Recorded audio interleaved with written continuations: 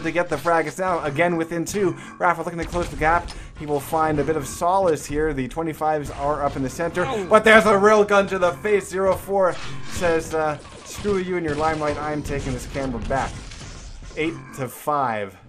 And I love that we haven't really seen anything beyond a 3 frag lead so far throughout the course of this. So it's definitely anyone's game still.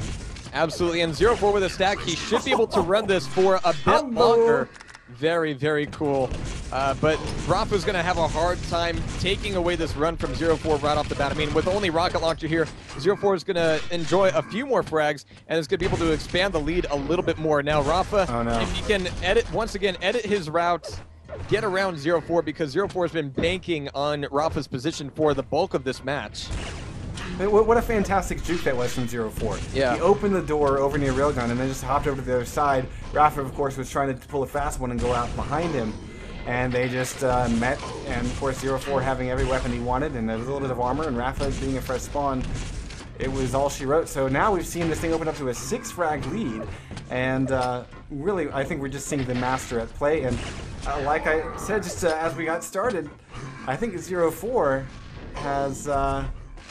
shown us that when Quake 3 is afoot, he reigns supreme, because he is about to send Rafa, barring any major changes in the next 6 minutes. We'll send Rafa to the lower bracket to fight his way back for the potential, what could be a double best-of-5 grand final.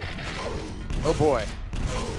Oh boy, indeed. We'll see how that goes. 04 and Rafa trading rockets right now, and right now, 04, the last thing he needs to do is trade things. I mean, he's got the stack going, he's got the lead going, he's got the momentum, but rocket plays like that are going to be very, very risky for him indeed. So we might be, after licking his wounds here a little bit, making sure that he keeps a little bit more distance from Rafa from now on and not letting him get close enough to really soak in that damage to lower his own stack. I mean, again, random spawns plus a high damaging machine gun means 04 could lose this run potentially at any time, but we're almost through the second third of this, 13-5. 04 is looking a little bit more comfortable, but as always, there's absolutely no time to be absolutely... You can't afford to get too secure in your own lead here, especially when you're facing off against the likes of Rafa.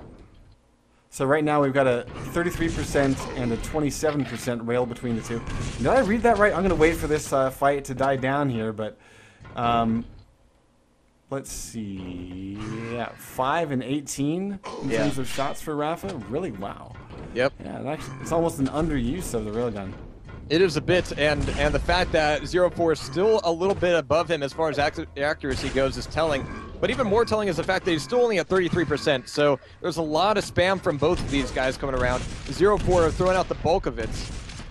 And that's been working out well for him so far. I mean, a good half of it has just been spam. It's just been, well, I hope he comes around that corner, but again, these guys have played so often together that 9 times out of 10, 04 at least has a fairly good idea of where Rafa's going to be coming here. And you can't punish that quite as much in T4 as you can in Aerowalk, but 04 is finding a way. There we go. Rafa manages to pick him off from across the map with the rail, but what's his response after this? What can he really lead this into? I mean, 04 is back over on the shotgun side of the map, still looking very safe. Rafa anticipating a drop down to railgun. 04 has other things in mind. Yeah, and Rafa was actually really talking about anticipating your opponent. Was anticipating 04 to delay his spawn and spawn on the same side as Rafa. So once Rafa realized that spawn time had passed, he beelined it over to the railgun side of the map just to see 04 exit. And with just barely enough health, Rafa will survive 7-13. But here, you know, I don't think it's necessarily important to control the rail, because 04, while he has had better accuracy from it, it hasn't been really his way in on fights. And Rafa, on the other hand, will need to make a lot more use of it, because I think Rafa is underused the rail throughout the course of this. I absolutely have to agree. I mean, it being such a strong map for rail, you're kind of surprised to see, what, only 29 shots compared to 56 from 04 there. But Rafa, I mean, I think he's been trying to force the close range fights just in order to get the momentum back. And that's been a long, hard road for him. And you can see even now, he's just trying to make this slow crawl forward. He's ducking back over to mid in order to control Mega Health. And it's going to be a fight for it. He's going to get bounced over, but bounced over to one side. I think Rafa was thinking, oh, yes, I got bounced over on top of Mega Health. Not quite, just a little off the mark. And that is going to be giving 0-4 a 14-7 lead.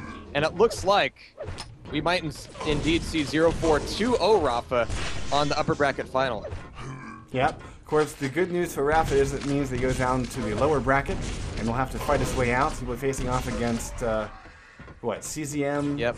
I think the only bad news there is that we might not be seeing a second match between 0-4 and CZM after all. Wow. Oh, yeah. Yeah. There's always a brown lining. But 2 minutes left on this thing. 0-4 is at 5750, can barely eat one more rail before worrying too much. Or a rocket, for that matter. A pure 100 damage rocket. 0-4 is back down to 7 health. Very, very weak. The 50s aren't quite back up. He's going to need to rely on the 5s. Or not, as Rafa takes him down. Yeah. But right back around, we see 0-4, 16 and 8, enjoying the lead. I think it's going to take him all the way. Now, you know, what a beautiful thing to see this, and again, lament slightly that we didn't see this just a couple weeks ago in New York on a LAN, where this really would have been important to see Rafa facing off against 0-4. Because honestly, this 0-4 can beat the Hang, and this 0-4 is about to beat Rafa twice. So, you know, even if you do account for differences between Quake Live and Quake 3. Now I really do want to know what job 0-4 works at that was so important that he couldn't leave for a weekend at New York. Sad panda. Rafa, though, just a minute left, or 45 seconds left, and 6 frags to make up. Make it 7. 0-4 finds him again with that rail.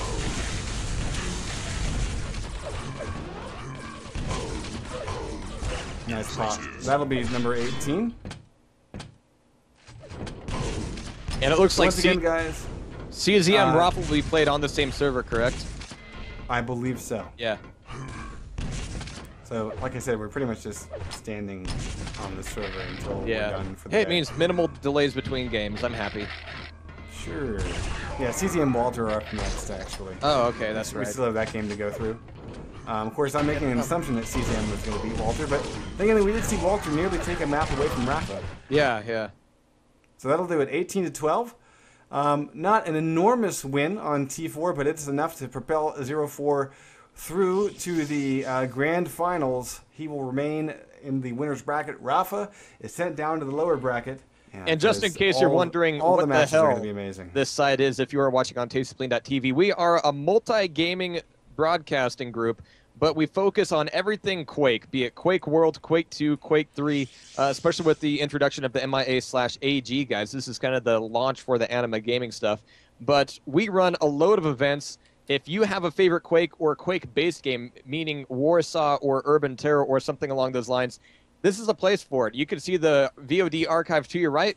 Don't check it out right now because we got a whole lot of Quake 3 still coming your way today.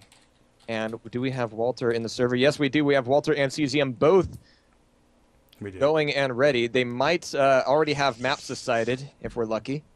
If we're lucky. Yeah. But also today, I mean, we've been running this for about a year now on kind of the shoestring budget that a hobby can afford us. But it has been such a labor of love, and we've been able to get in contact with so many different communities from across the Quakeverse that we really want to step things up a notch. We want more hardware so that we can provide a better stream more often with more fancies, more goodies, and a larger variety of shows, actually, as well. We want to do more things like map reviews and interviews and all those things that require more video editing. So we're so close to our $600 target for a full i7 setup. If you want to be part of the community, really, that helps make this stream as good as it could possibly be, then you know what to do. The link actually will take you to the donation page, which actually has a bit more details about what we're getting, who we are, why we're here, and exactly what the effects of those donations will be. But hopefully we're going to have Outlaw and CZM choosing maps here if they have not already, and we're going to be continuing coverage of the Anima Gaming, sponsored by Maverick Servers, Quake 3 Masters Cup. CZM must be getting his puppy. Hell yeah. Yeah, he's currently... Can't play without that puppy. And if you are wondering about that, CZM was complaining about losing his favorite Beanie Baby yesterday because it provides such an excellent armrest. And hey, half of good aim is good comfort. And if that comfort, if that comfort comes in the form of a Beanie Baby puppy, hey, more power to you. Even if it is. It's true when you're playing Quake, and it's true when you're standing up and peeing. I'm sorry, I'm just still kind of in shock about Rafa losing out. I mean, that has completely changed my outlook on the way these finals are going to play out. Well, you know, here's my biggest sad point. When we get time to see the Intel Extreme Masters World Championships, yeah, it's not going to be right. No. I mean, given how well 04 is playing, yep, it's not going to be right. So we're going to go live right now. We got Walter facing off against CZM. On the spawn, we've got Walter with a plasma gun and upper yellow. CZM dropping in for lower yellow. Has Mega and Shotgun. Going to need to go for the rocket launcher. Going to need to be careful right here. And very smartly checks the door and makes sure Walter's not trying to do something sneaky. And Walter taking that initial damage will be having to actually spend a little bit of time getting himself back up to 100, but he's got no armor right now, not even picking up the 5s right now, and instead prioritizing the railgun. This is actually a bit of a mistake from him, I would say. He's finally got some armor on him, but that cost him so much time, and it let CZM get the drop on him, quite literally picking up first blood with 160 health and 93 armor. CZM is well stacked, well ready for the next frag, as he took nearly no damage from Walter during that first exchange. Yeah, I mean, that was all just mentally outplaying Walter there. CZM stopped and used its sound cues. He's also controlling this upper yellow. He did everything right, and he knew that he didn't need to go get a railgun. He knew that Walter would likely hand one off to him, as it would be the strongest way for Walter to handle the lopsided stack that CZM had built for himself. So really, just smart play all around. This plasma is a bit of a trouble, though, but CZM able to connect with the railgun, puts it all back down. Walter, though, responding with his own, and this shot has to connect. 4 health for CZM. He's diving towards these healths, and they do a little bit of brush damage between the two of them. But so far, you know, I like the situations we've been seeing here. CZM has not really thrown himself into anything too dangerous.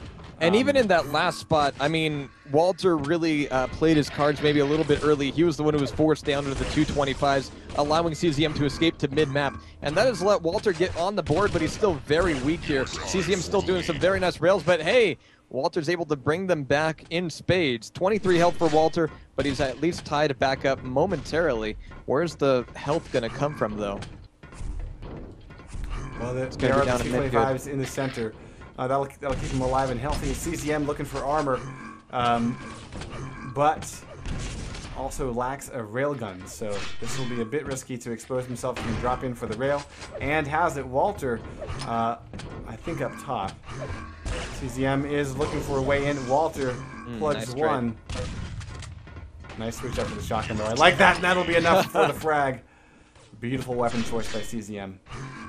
And even earlier on, it was a really nice choice by him to keep himself so covered up. And you could see that Walter actually had to go from one end of the map to the other just to find where CZM was. And by that time, CZM already had a railgun in hand. So very good ninja play by the crazy man.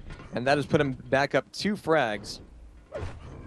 And now he's still got the high ground on top of Walter here. And getting in that rocket spam very nicely. Oh, my.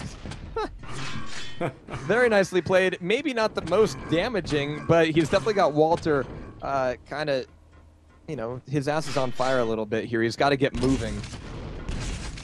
A little bit. I mean, we're only 3 minutes into this here, and it's only 4-2. So I think Walter is okay if he wants to play it a little bit safe, slow things down, and try to cross the map to get a little bit of armor. Now look at this, CZM not taking the shards and actually electing to jump over them so that he can get a peek on where Walter's at, because those armor shard pickups are really loud, and you can hear that a lot easier than a footstep. So the big battle finally breaks out between these two, and CZM is still looking solid as he's been able to collect health and armor throughout the course of it. But no real dominance here. Now finally out comes the railgun. Now Outlaw, I mean, he's been really trying to set up for... Oh. Ooh.